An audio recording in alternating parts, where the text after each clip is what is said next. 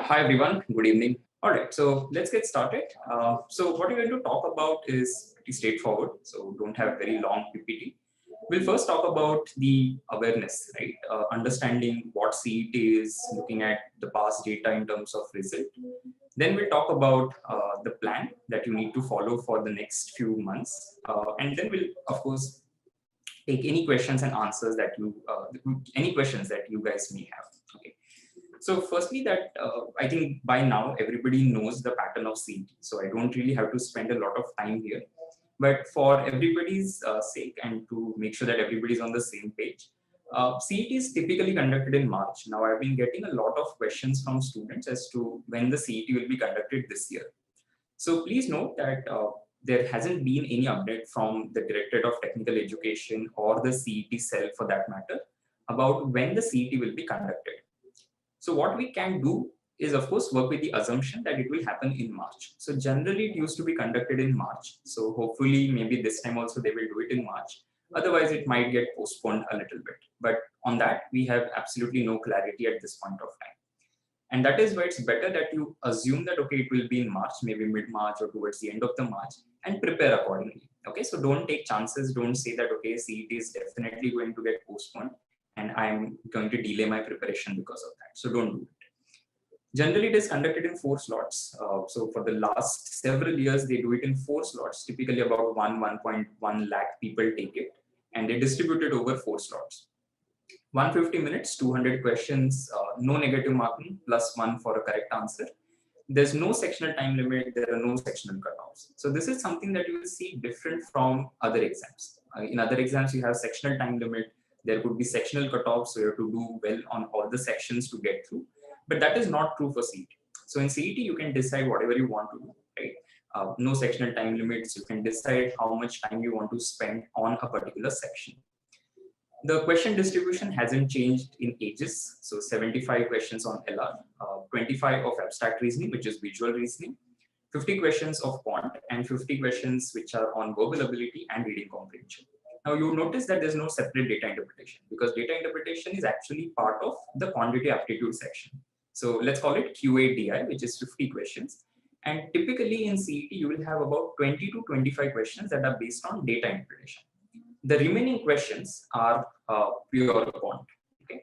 And of course, you have freedom to jump between sections. So it's not that you can do only one section and then advance to the other. You can do whatever you want to do. Right? So these are, of course, the unique attributes. Right? There is a lot of emphasis on difficult LR caselets. Now, those of you who have taken the SIM CETs, which we have recently started, if you have taken CET mocks, you will realize that the logical reasoning sets that you have or the caselets that you get are generally very challenging.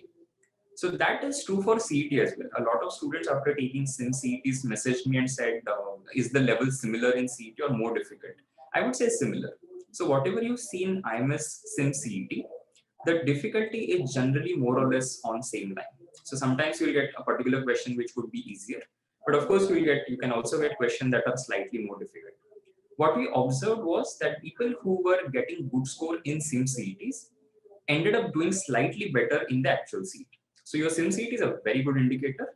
If you are doing well here, there is a high chance that you will actually do well in the final exam as well. The weightage of quant is low. So a lot of people have this phobia of quant that I'm not good at quant, I've possibly messed up CAT or SNAP or NMAT or ZAT because my quant wasn't great. Don't worry, because CET is one exam where even if your quant might not be that great, you'll still be able to do well, simply because the weight of the pure quant is very low in the entire paper. I mean, out of 50, if you think that, okay, 20, 25 are going to be DI anyway, you can have 20, 25, maximum 30 pure quant questions. Because if you look at the entire paper of 200 marks, it's a very insignificant portion of the entire thing.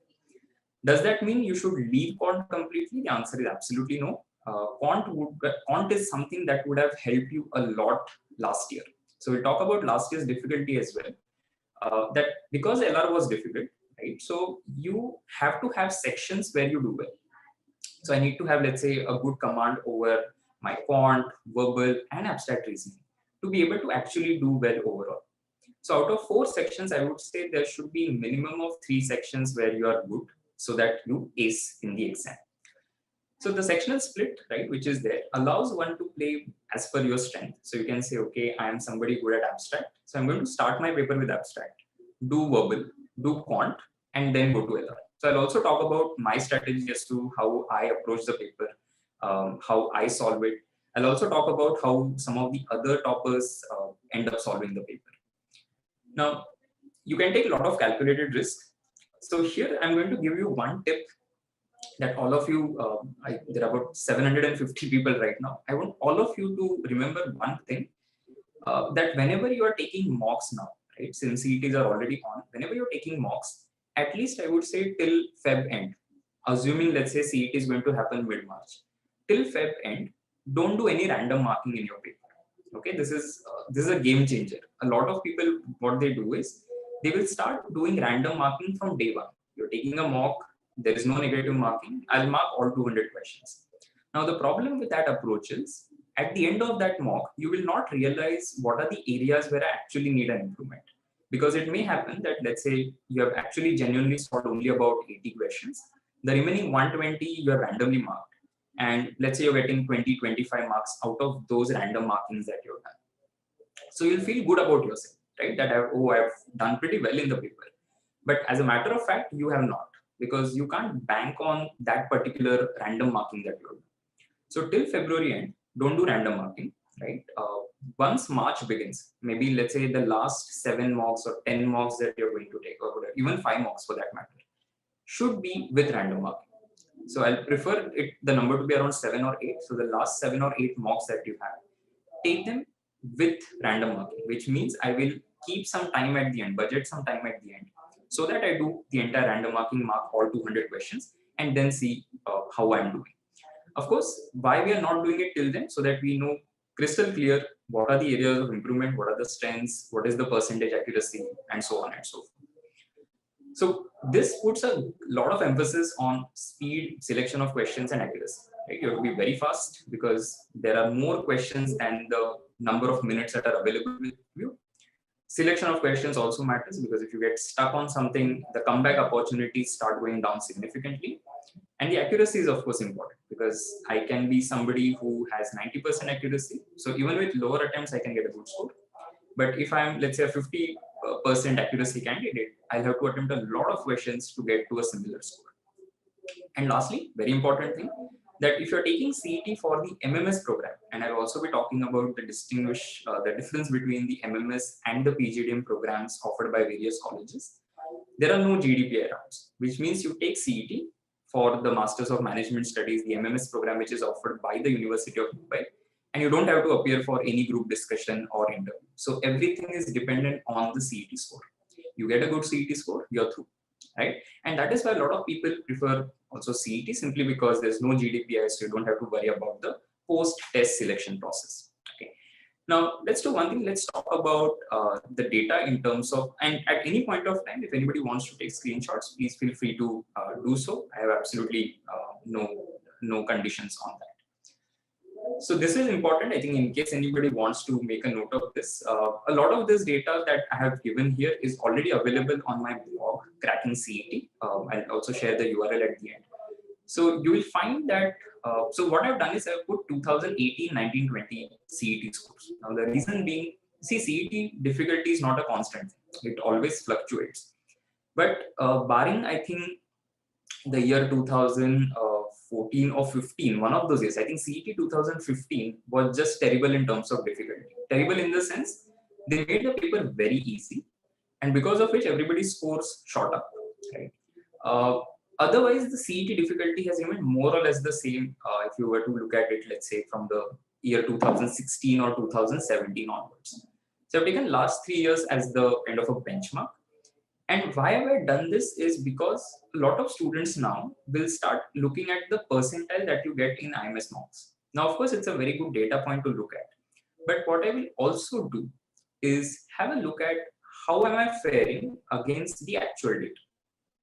So let's say, for example, you take a mock, right, and you get, let's say, a score of 130. Right? Now, 130 is a phenomenally good score. I'm not denying that. But 130, possibly in a particular sim CET, that could be something like a 99.9+ percentile. But will 130 always give you a 99.9 plus percentile? The answer is no. So if you have to look at the data, a score of 130 would have taken you to something like a 99.6 in a very good seat, right? So I'm talking about that second last row, 126 to 130. What you see against that, the first number, the first column, you see 202. What that means is how many people are in that range. So there were 202 people in that 126 to 130 range. So look at how important a single mark is going to be. That if you move from 126 to 127, maybe you're overtaking about 40 or 50 people in the process, right? So what will happen is as you go down the score range, you will see more and more people within a certain score range. And that is kind of obvious because more people will tend to get stuck in lower score ranges. So something like a 90 to 95 or a 95 to 100 will have far more people compared to say 141 to 145. So if you look at, let's say, for example, in terms of comparison, you will observe that CET 2020, right? Let's take score of 146 to 150, right? Let's look at that particular row. So in that row, you will realize that in CET 2020, there were only 10 people. Whereas in CET 2019, there were 24 people in that range. What does that tell you about the difficulty? That CET 2020 was slightly more difficult than CET 2019. Now, if you compare that with CET 2018, you will see that there were 15 people. So the difficulty of last year's CET is kind of lying somewhere in between the 2019 difficulty and again slightly maybe more difficult than CET 2018, right? So why this data is important is again, it gives you a good picture in terms of where you are in your sim series. Right? So this data is fine. I mean, the data is always good to look at. But where I will utilize it to my benefit is the moment I take a sim seat, let me compare. Right? Let me see where I could have been in a particular seat. Let's say you get 121. Right now I know that okay, maybe this is like a 99.3 in a certain CET. Could also be a 98.8 in a certain seat because then that depends on the difficulty of that particular year.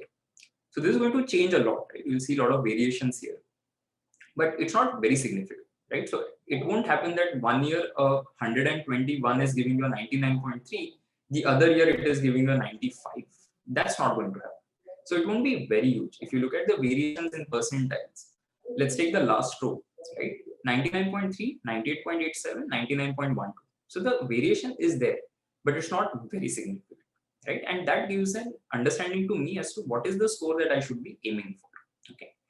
Let's also look at some lower level scores. So if we, now you will see, right, that more people are stuck in these ranges.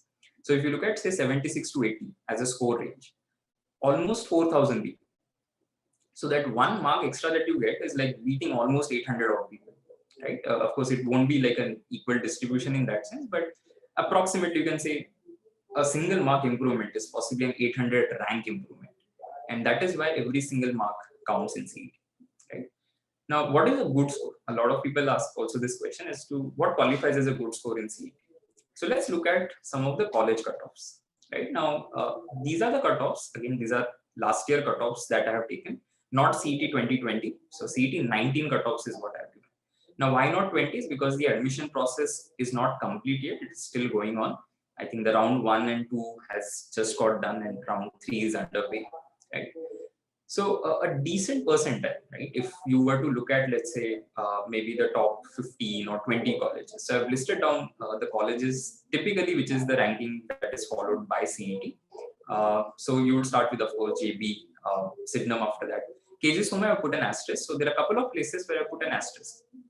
The reason for this is these colleges, the process sometimes is uncertain, as it is the case with JBIMS. The other cases that we have moved out of the CET process or the CAP process, which of course I'll talk about a little later.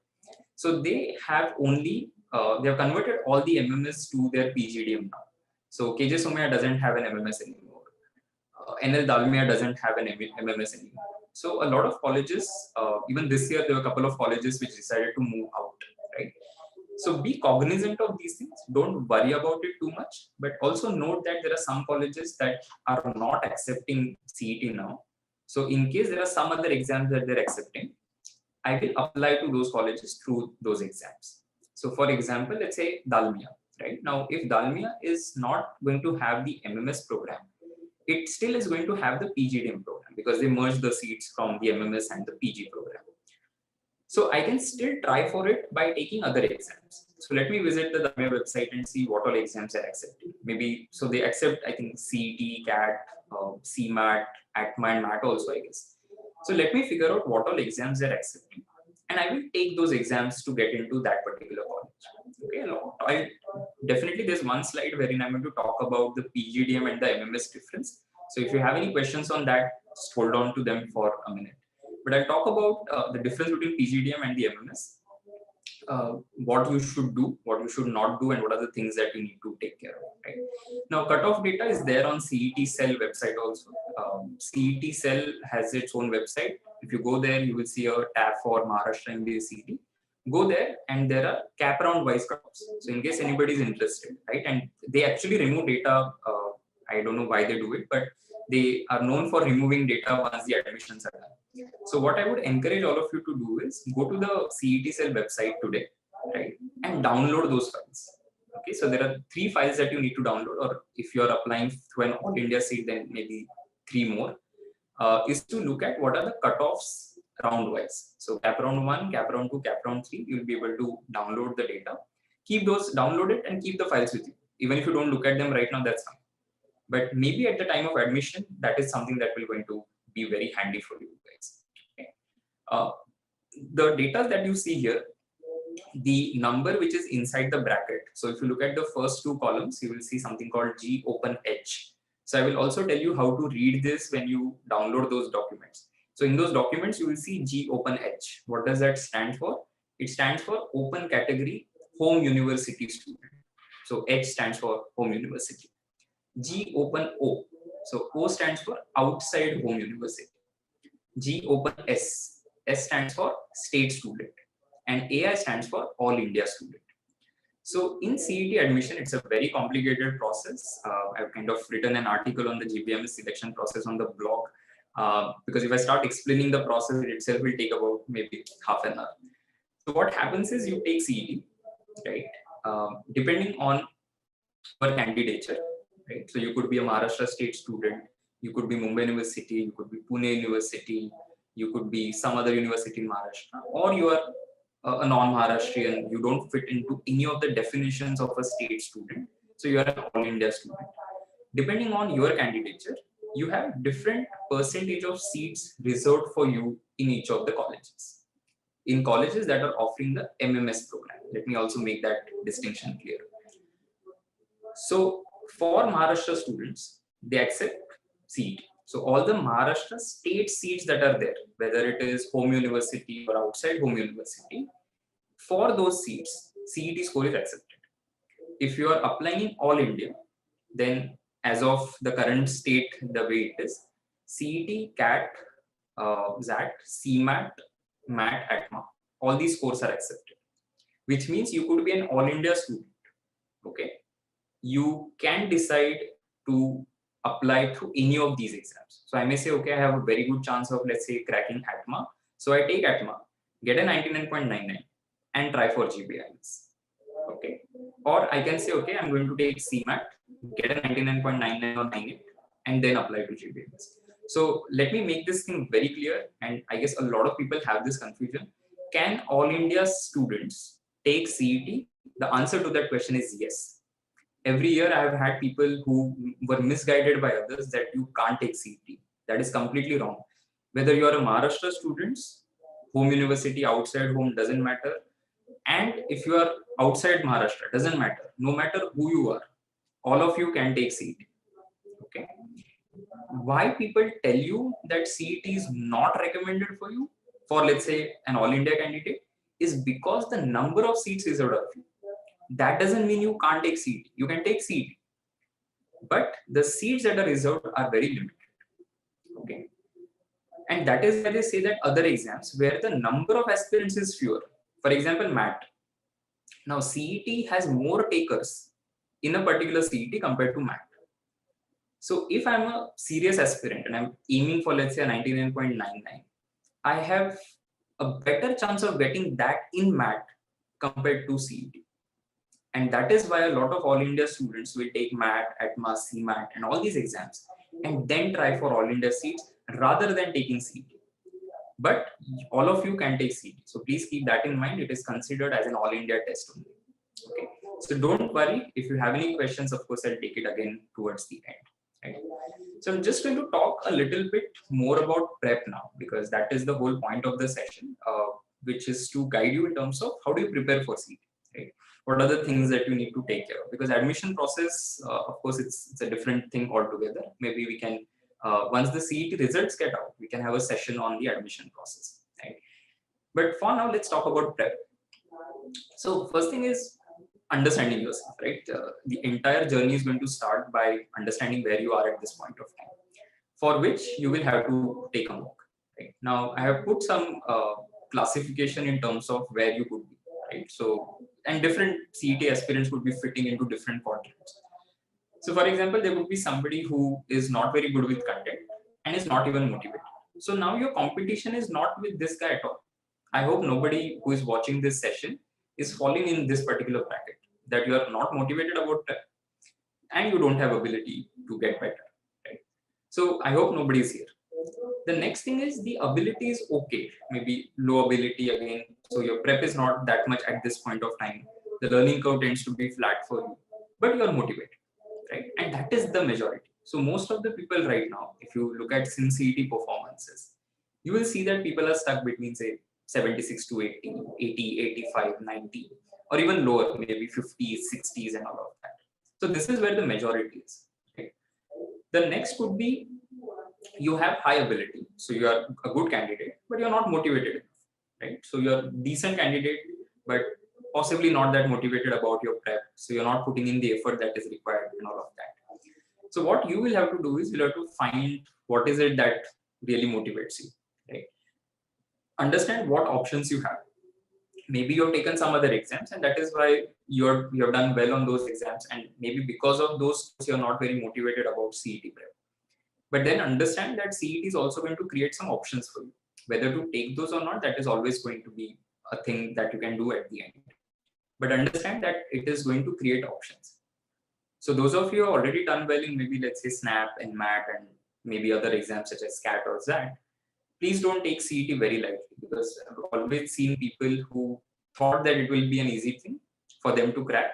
Though they have ability, they're not able to do it because they don't practice it. And lastly, the best intersection that you can have, which is somebody who is very good with content, has the ability to get better, and is highly motivated. So these are the kind of people who actually get into good colleges, right? So you would want to be there. So as I said, I hope nobody is in that first thing where you have low ability and no motivation. And I hope more and more people aim towards getting into the high ability and highly motivated quadrant of it. Right? So what I'm now going to talk about is the distribution of questions. Right? Now, of course, this is not standard. So don't take it to be very sacrosanct and say, okay, this is how it will be in the actual paper. But understand that every question that you look at or every question type that you see can be categorized somewhere. So I can either say, okay, the question is falling on the high accuracy spectrum. So the horizontal line that you see is accuracy. So typically 80% plus accuracy is considered to be good enough in CET. So most of the toppers also would be attempting not more than, say, 180, 185 questions genuine. So their accuracy will tend to be around 80-85%. So that used to be even my accuracy when I was a student. And I was taking mocks and I realized that roughly it is between 80 to 85%. Right? So then I have to adjust my attempts accordingly to get to a certain score. So accuracy is the horizontal line. So on the right side, you see high accuracy. On the left side, you see low accuracy. So when I say high accuracy, as I said, I'm saying 80+%. The vertical thing that you see is speed. And high speed meaning something that can be solved under 45 seconds. And low speed would be anything that takes more than that. Right? Now, again, these are rough indications that I'm putting at this point of time. So the first thing that you see is questions that are very easy to solve in the paper, that you can solve very quickly, and questions that have typically high accuracy. Right? So what are these types of questions? Basic arithmetic questions, right? So you have the entire arithmetic, profit loss, P and C, profit and loss, time, speed, distance, time and work, SIC, and all of that, right? Calculation based questions. So generally in CET you get like 5 questions or so, which are based on either BODMAS or calculations, and so on. So those are the questions that one can manage very quickly, and the accuracy would be high. Simple arrangements that sometimes you get, syllogisms are generally not that difficult. Direct RCs, grammar based, and analogies in the visual reasoning section. So these are the things that typically will fall under that spectrum. The next is questions that are low on accuracy, where people typically tend to make mistakes, but can still be solved very quickly. For example, or your classic verbal logic, assumptions, inference, conclusion, strong argument, weak argument, probably true, probably false. These are the questions that you guys won't take a lot of time to answer them, right? But the problem is the accuracy generally is not very great. So as a student, when I was preparing, I had this clear realization that no matter what I do, right, this is probably true, probably false, or strong and weak arguments, assumption, inference, conclusion. These question types I don't do well. So even if I give it my best, possibly I'll get 4 on 5, so 80% accuracy. Reasonable, whenever I perform, I'm doing about 60% on this. So I'm not as bad as 40%, but I'm not great as maybe 4 on 5 or 5 on 5 or 80% or 100% accuracy. So for me, it fell on the low accuracy spectrum. Right? In abstract reasoning, it could be, analytical reasoning, it could be odd man out, analogies, and those type of questions. Right? The third is where the speed is low, so it takes more time, but the accuracy tends to be high. For example, data interpretation. So if I give you a set and I tell you that there's no time constraint, whatever you want to do it, right? So if I give you, let's say 15 minutes, I think most of the people will be able to answer questions correctly. So accuracy is high, but the problem is the speed. So if I am not able to do a DI set maybe in, let's say 5 or 6 minutes, I'm then definitely wasting a lot of time. In AR, it could be input output, which is basically sequential tracing that I guess a lot of you are now aware because of NMAT. Coding, decoding questions, right, tend to be again here where the accuracy is high, but the time required, you might not be able to say that, okay, I'll definitely be able to do it in under a minute. Complex arrangement question, classic thing about CET is the logical reasoning sets that you get. Very painful arrangements, sometimes 6 points, 8 points, 10 points, 12 points information given in the question. And you have to decipher that and answer maybe 5 questions or 6 questions based on it.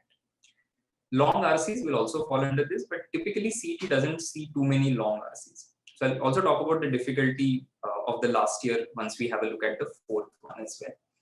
And in visual reasoning, it tends to be the series type of questions where you have to figure out, okay, what will be the next image. And lastly, low accuracy and low speed, right? So again, complex parajumbles, abstract passages, abstract puzzles in AR, some random question that they have asked, number series questions, and odd man out in visual reasoning. So this distribution, though I have put it based on my understanding, it can vary for you. So that is why what I would ask you guys to do is, after let's say you're done with 4 or 5 mocks, right? Sit and make this matrix for you, right? And figure out what areas fall under what category for you. Are they high speed, high accuracy, or low speed, low accuracy, where they stand? This clarity will help you make better decisions. So let's say, for example, because why I say every individual is different. I will say quant is easy. So for me, quant is high accuracy, high speed. But for, let's say, some other student, quant is not his or her forte. So then quant maybe becomes the low accuracy and low speed kind of thing. So you can take a screenshot of this if you want, just for your reference. But I would encourage you to do an exercise at your own end to figure out what area fits where for you, right? Once you've taken 4 or 5 mocks, you know what the question types are, right? So in CET, 200 questions, typically you will have, let's say, about 40 to 50 question types, right? So I can say, okay, if I were to actually list down the topics from which the questions have been asked, the areas would be actually fewer. So parajumbles, when I say, there will be typically, let's say, 5 questions on parajumbles. So out of 200, 5 questions are taken care of by one area. Logical reasoning, puzzles or arrangements, there could be 4 or 5 sets. So that itself will say 25 to 30 questions out of the 75 questions that are there. So that is why do it for yourself, right? You have to understand what area fits where for me, and so that I can strategize my paper better. Right? Now, speaking in terms of just checking if we're doing okay on time. Speaking of how people attempt the paper, right? So I tell you my strategy. What I do in the paper is, and I also tell you the time distribution. So I generally start with visual reasoning.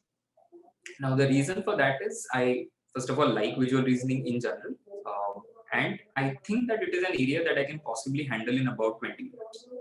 So the timeline that I have set for myself is about 20 to 25 minutes for visual reasoning. So the first 20-25 minutes, visual reasoning is done. After that, I spend about 30 to 35 minutes on the verbal ability section, VRC. Because there are 50 questions, my aim is to finish 50 in about 35 minutes. Now, somebody might take, say, 40 minutes for this, that is also okay. 45 minutes for this, that is also okay. But taking beyond that is not recommended. So if you're solving verbal for 60 minutes, you have a problem, right? So for any area, the amount of time that you spend on that area should not go beyond the number of questions. So if I say abstract reasoning, which is 25 questions, the maximum that I can spend is 25 minutes. But I'll try to do it in 20 minutes. So my preferred time zone is 20 to 25 for abstract reasoning. For verbal reasoning or VRC section, that is around 35 to 40 minutes. Okay, so I try to be as quick as I can and try to get through more attempts. So the objective is very simple, that in the first 1 hour or not even an hour, maybe somewhere around, you can say the initial 20 minutes and the next, let's say 35 minutes. So in about 50 to 55 minutes, crack the abstract and the verbal part. So that's 75 questions in the first 1 hour approximately. Then I spend about 40 to 45 minutes on the quant section and try to do all 50 questions as much as I can basically. And the remaining an hour almost, typically an hour or maybe slightly less than that, for the logical reasoning section, which is 75 questions. So this strategy, of course, I did it last time in last year, as in CET 2020, would have got JB because of that anyway, but didn't want to do my MBA once again from the same place, so don't really fill forms, etc. But the point is that this strategy worked for me last year. Now, I was talking to Shashank. So Shashank, I hope pretty much everybody would have heard of Shashank Prabhu now. What CET 4, 5, 6 times 100%, 99.99%. So Shashank has a very different strategy. So what Shashank does is he starts with logical reasoning, which is not a recommended strategy for students. So on the Cracking CET blog, you will see an article wherein I have interviewed Shashank, wherein he speaks about why he starts with logical reasoning, because he has a very different approach towards the test.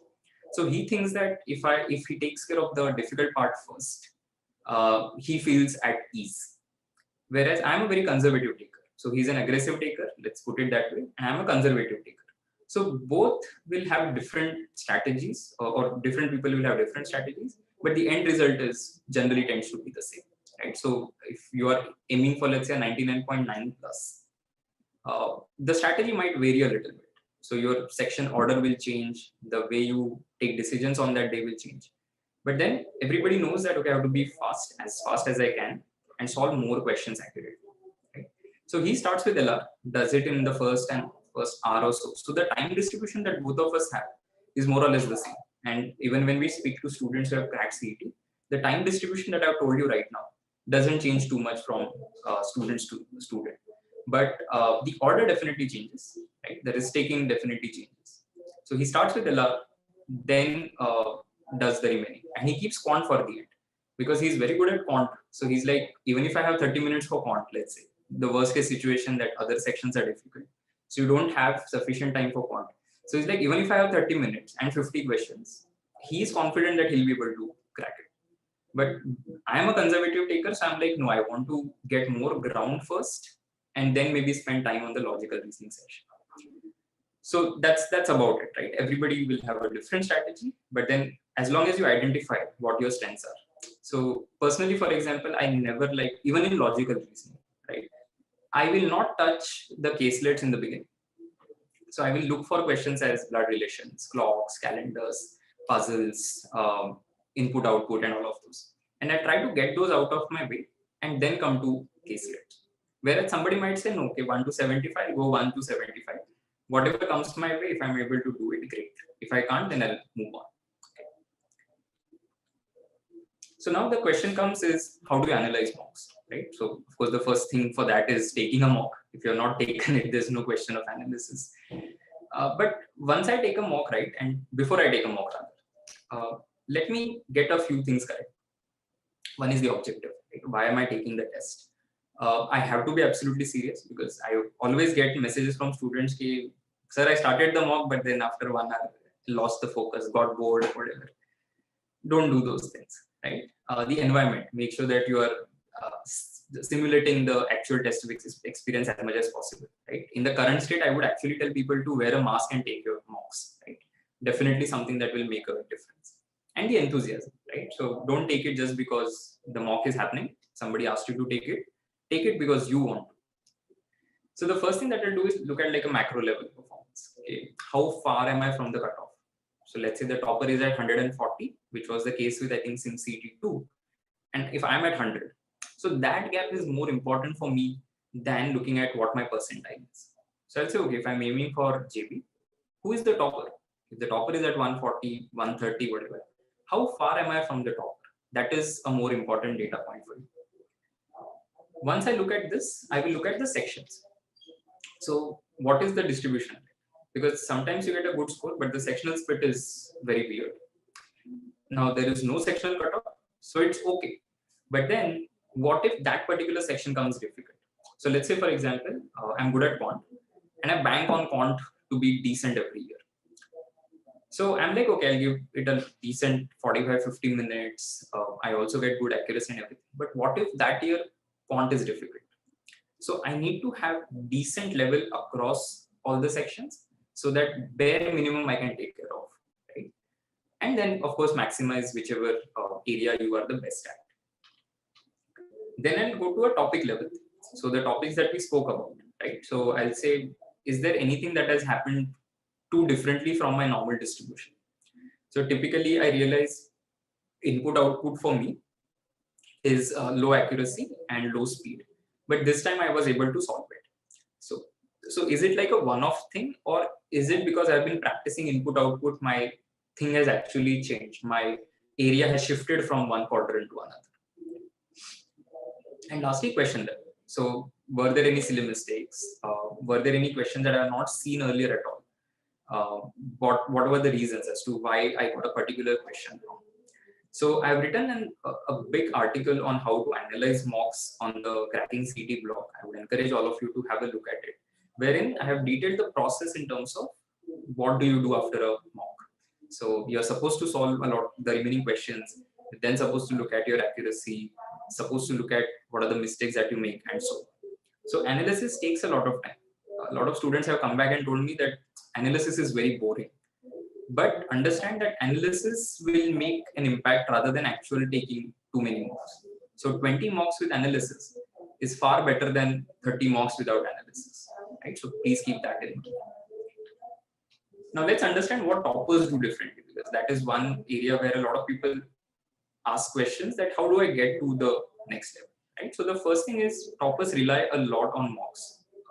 Every year, especially in JB, what happens is everybody is like a 99.92 or a 93 plus person, right? The difference is the number of mocks that they have taken. So somebody would have taken only 10 mocks, somebody would have taken 20 mocks, somebody would have taken 30 mocks, maybe even more than that. So last year we had a student who had taken nearly 60-70 mocks. So that is definitely something that people bank on a lot. So they will continue to practice because CET is completely, it's very mechanical in nature. The more mocks you take, the better you start getting. So like a very small deviation from this, but a personal story.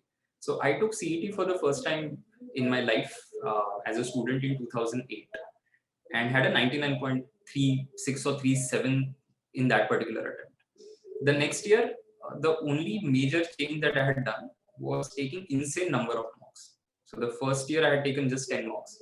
The next year I took between 35 to 40, and that made a lot of difference. Right? Of course, the content had also improved by then. There were other factors, but the mock exercise is possibly the most crucial exercise that you're going to do. Right? The second thing is they are very clear in terms of objective. So when I'm going for a mock, I need to know what I want from it. Right? So what is the strategy that I'm going to implement? How am I going to evaluate that strategy once I have my score? Right? Does it work? Does it not work? And how do I take corrective action if it doesn't? So don't get disappointed by mocks. And toppers never get disappointed. Right? So topper is always like, fine, if it goes well, great. If it doesn't go well, that is still fine because it's a learning experience at the end of it. So I will understand what am I as a candidate. So we give this example a lot, right? That if you start running tomorrow, you can't beat Usain Bolt. So if you are just taking CET, you're just taking a CET mock, don't even think of getting 140 or 150. It's not going to happen. But make a plan as to how do you get there. So every year we see people going from a particular score, the first mock score and the actual CET score, there's a huge difference, right? Because that process is required. Those mocks, that preparation, that is the only thing that can take you from one thing to another. So if you don't do it, it's not going to help. Analysis of mocks. So the students that we typically meet who do well maintain elaborate Excel sheets, quant, number of attempts, questions correct, percentage accuracy. So for every mock, right, it's a very simple table. You don't have to even put it in Excel. Just use normal paper, right? Create columns. Mock 1, mock 2, mock 3 are the rows. Quant, LR, verbal, and visual reasoning. So number of questions attempted genuinely, how many questions correct, percentage accuracy. Maintain this throughout your journey, right? And you will start those numbers, right? Numbers always tend to motivate you. So if you start realizing that, okay, I've started doing better, there is a high chance that you will continue to do better. The next is, of course, maintaining good company. So not really surrounding yourself with people who are demotivated, people who keep telling you that you'll not be able to do it. So there generally that trend is there, right? So if I'm scoring a 90 and there is a friend of mine who is also scoring in the similar range, both of us are complaining that we are in that range, right? So what I'll also do is, I'm not saying leave your friends who are not doing well. I'm saying both of you rather make a plan to figure out what the others are doing. So you will always find people who are doing maybe better than you. Just get in touch with them, see what are they doing, right? Or of course, get in touch with faculty. Right? So if you're not able to find people who are doing better than you, contact faculty members and see what is it that I can do to get better, right? Because there are small tweaks that if you do, just changing the strategy makes a lot of difference, right? Toppers always spend time on doing relevant questions. So I will not do anything that is kind of beyond the scope or something that I feel will not give me an optimal return. So in my case, for example, I don't, of course, again, my advice is slightly, you can say, tainted simply because I've taken so many exams. But as a student, so I'll talk about as a student what I did. My focus on vocabulary was minimal. So what I used to do is read a lot and pick whatever words from that and then go through their meanings rather than randomly by hearting words. So initially it might be even required to by heart words randomly. But once you reach, let's say, once you learn another maybe 300, 400 new words, and now you start reading, you will see there is a change. So you started seeing some of those words again and again. So I rely more on reading because reading helps my RC preparation as well than randomly by hearting words because it might not give me an optimal return. But again, I'm not saying that don't by heart words, please don't take it that way. Then understanding the difference between speed and shortcut. So everybody is looking for shortcuts, but understand that shortcuts are very limited. They are applicable only in certain situations. The speed is a different thing. Speed is a function of practice, muscle memory. The more questions I solve, the more trends I start seeing, and the faster I become. I may or may not know a shortcut, right? For example, if you ask me to do a 29 into 31 right away, 29 into 31, even if I do normal multiplication, I will be faster than a lot of people. But if I know a shortcut that, okay, it is 30 plus 1 into 30 minus 1, so 30 square minus 1 square, 900 minus 1, 899. That is where maybe the shortcut has played its role. but doing this orally is also speed. So there's a very big difference between what is speed and what is shortcut, right? Shortcuts are very limited. You have to, of course, know those shortcuts as much as possible, which is generally most of the cases is formula. So how do I do percentage change, for example? So A plus B plus AB upon 100. So if something goes up by 10% and then falls down by 10%, what is the change? Now for the same question, I can do, okay, 10 plus 10 plus 10 into 10 upon 100. Everybody knows that formula. The net effect is minus 1. Or I can say, okay, let the price be 100, goes to 110 and then drops by 11, so becomes 99, so 1%. Or I can do into 1.1 into 0.9, so 0.99, so 0.0. Now, if I'm able to do a lot of these things in my head without putting them on the paper, then I'm reaching the spectrum where my speed is increasing. So the advice that I would have is whatever questions that you solve, right? Always look at your rough sheet. So once you're done with a particular thing, just pick up your rough sheet and see, okay, I have taken about 7 steps to get to the answer. Is there anything from this that I could have saved? Is there anything that I could have avoided? Was it absolutely necessary to write x, let x be equal to 100? Or I could have just kept it in my head. So that is where the speed will start increasing. And the shortcuts, as I said, are very limited. So don't start chasing shortcuts randomly. They work in some cases, they don't work in other cases. For all you know, you might be applying a shortcut incorrectly because you've seen only one example of it, but not understood it in the larger context. And lastly, you have to learn from your mistakes. Right? So make a mistake once, it's a lesson. Make a mistake twice, it's a choice. So understand where you're going from day one. If you have been telling me that, sir, my verbal score is not improving, and you meet me after 30 days, you again tell me the same thing, sir, my verbal score is not increasing. But if you have not done anything in those 30 days to improve your verbal, it's anyway not going to improve. So don't complain about the same factor without putting in the effort. If you put the effort and then it is not improving, then we'll see what to do. We'll always have some remedies, not solutions, but some remedies that can maybe help your case. But you definitely have to put in a lot of effort from your side to understand where you are making mistakes. Right? As a student, my verbal was not that great. I'll be very honest about it. My verbal was possibly one area that was like the maybe a stepchild, so neglected significantly.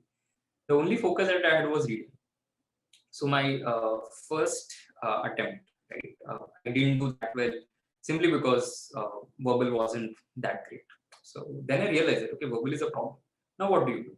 So then I saw my mentors, they used to read a lot. So I was like, okay, fine, I'll also read and see what happens.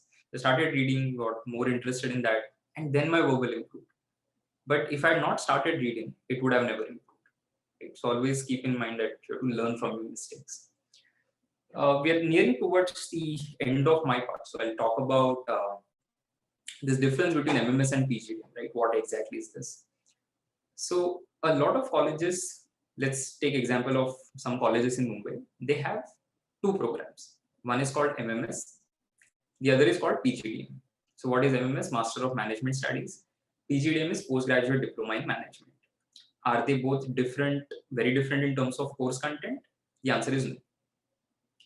But MMS is a degree. It's a Mumbai University degree. PGDM is an institute offered thing. So it will depend on which institute you are doing it from. PGDM, of course, has a more flexible course structure because it is driven by the institute.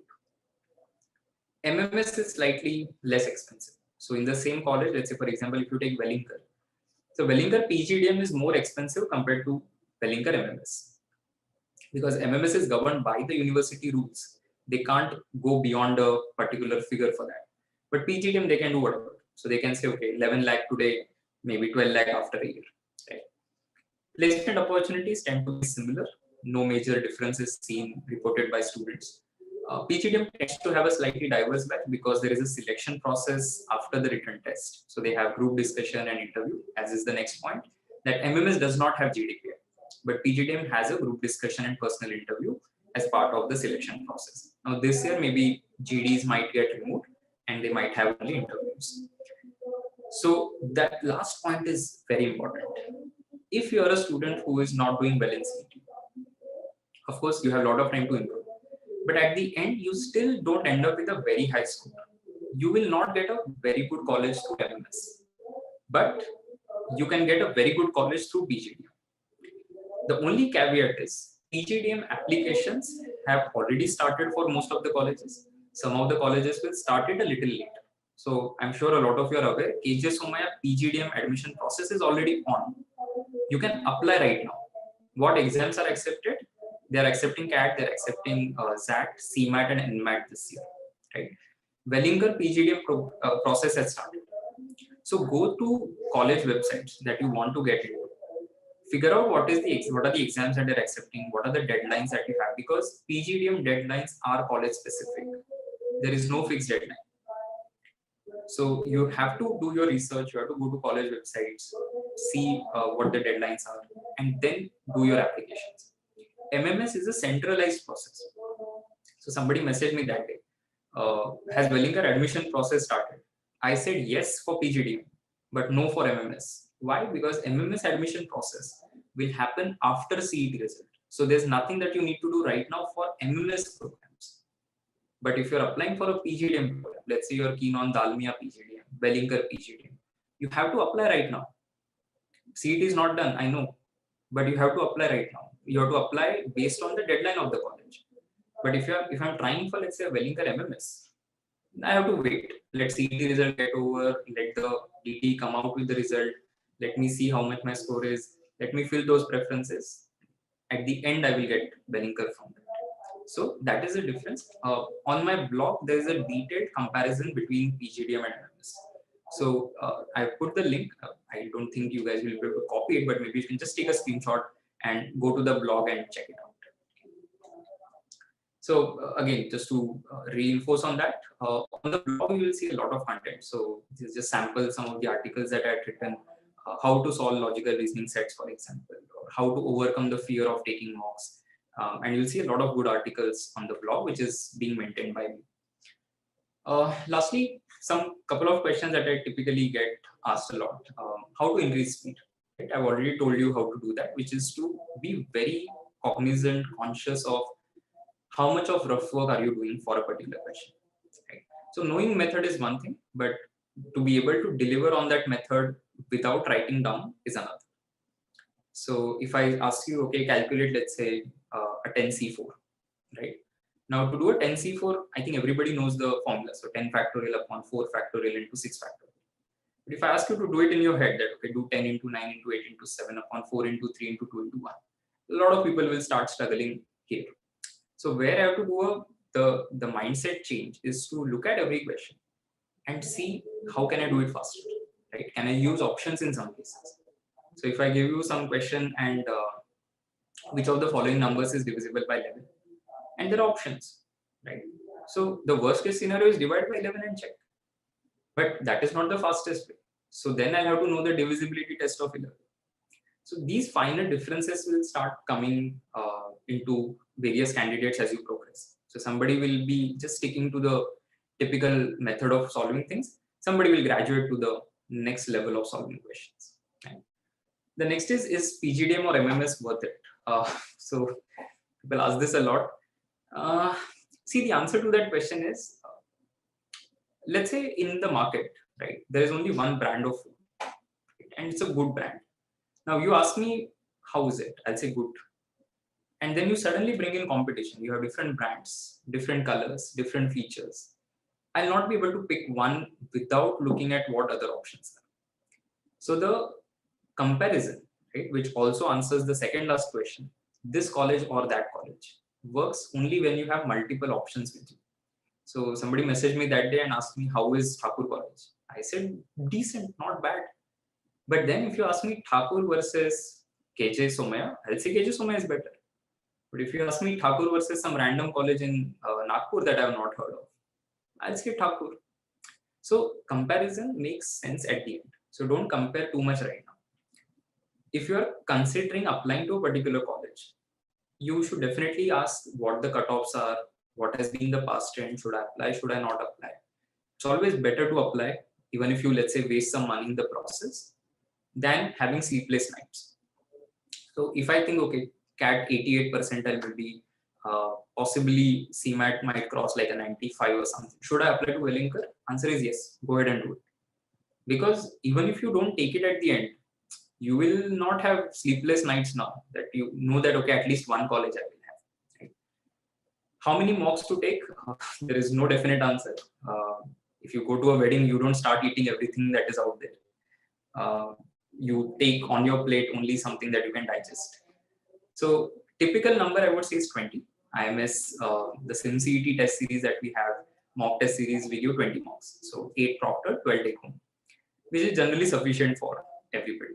But if you think that, okay, I need more, you can always check out other options, right? Test Funda also gives some good mocks. Maybe you can check out those or whatever.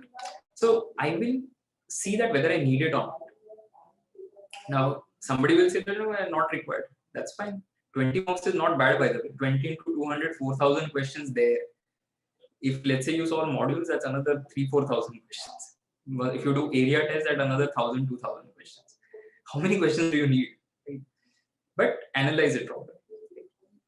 What is CAP? Centralized Admission Process. So this is for MMS, not for PGDM. Don't get confused. So college, MMS, PGDM. PGDM is done by the college. MMS is university. So MMS process happens after CET result. It is a preference-based system, meaning you indicate which colleges you have as preference based on your score. And then the allotment is done. So it's a centralized admission process. You don't fill separate forms in that. You fill one form in which you put all the preferences. Okay. Which other test should you take to increase chance of selection? If you're an all India student or even a Mumbai University student or a outside home university student, doesn't matter. Basically, you can take multiple exams. So I could be a Maharashtra student. And again, this is something that a lot of people don't know. I could be a Maharashtra student and I take MAT, get a 99.99 and get JBIMS because of that in all India seats. So a Maharashtra state student can actually try for the state as well as all India seats. But the all India student can only try for all India seat. So that is the difference. Both set of candidates can take all the exams that are out there. You can take CET, MAT, CMAT, ETMA, whatever you want. So what I had done during my time is I am a home university candidate. I studied in Mumbai University. But this path of all India is there. So what I used to do and what everybody used to do at that point of time is take December MAT as a practice, take February MAT because that score used to be accepted, and take CET in February because CET earlier used to happen in Feb. So my calendar was very clear. December MAT, Feb CET. Now what happened in my case was December MAT I got a 99.99. Feb MAT got a 99.99. So by the time I went for CET, I kind of knew that if CET goes for a toss, let's say I bomb CET, I will still get JB through my MAT score because I can apply under all India also. It's just that as a home university student, my chance of getting a home university seat is better compared to an all India seat. Now, I hope I have not confused a lot of people. If you are confused, don't get confused. Leave it. You don't have to worry about the MMS admission process right now. Chuck it. But understand that you can take multiple exams. Go through every single article on the Cracking CET blog. I think you'll get far more clarity than what maybe I have given you right now. And the last question, can I make it? The answer is yes. Every year, a lot of people, just like you, start a little late, maybe start in December, Jan, all of that. People still end up doing well, right? So it's not that you won't be able to do it, but understand that don't have unrealistic expectations from yourself. If you get 100 in this mock, the next mock is not going to be 120. Understand that the mock scores can also drop from mock to mock. As long as you don't give up, you should be fine, right? So it's always a journey of ups and downs. Some mocks you do well, some mocks you bomb, some mocks are just like you don't know even what hit you. Right? But somebody who does well ultimately is the person who has kind of gone through the entire experience and understood what the takeaways were from that experience. Right? So that's it from my side in terms of. And thank you so much for attending. Wish you guys all the best. Stay safe. Take care of yourself. Don't do crazy things. Right? Just be on track and maintain your preparation, whatever you're doing right now. If you have anything, then always feel free to get back. Okay. Bye everyone. Thank you so much and good.